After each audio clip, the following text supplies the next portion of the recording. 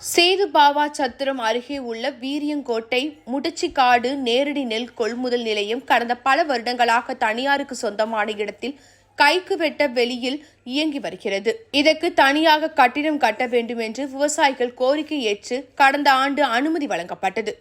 ரூபாய் 6 லட்சம் திட்ட மதிப்பீட்டில் முடச்சிக்காடு கலைஞர் நகர் அருகே அரசுக்கு சொந்தமான இடத்தில் கட்டிடம் கட்ட பணிகள் தொடங்கி நடைபெற்றது.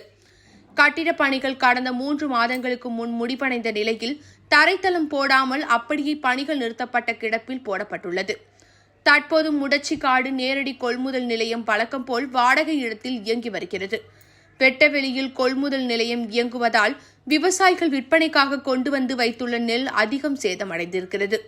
எனவே விரைவில் புதிய நெல் கொள்முதல் நிலைய கட்டிட பணிகளை முடித்து வருகிற கோடை மாதத்துக்குள் பயன்பாட்டுக்கு கொண்டு வர வேண்டும் என விவசாயிகள் கோரிக்கை விடுத்துள்ளனர்.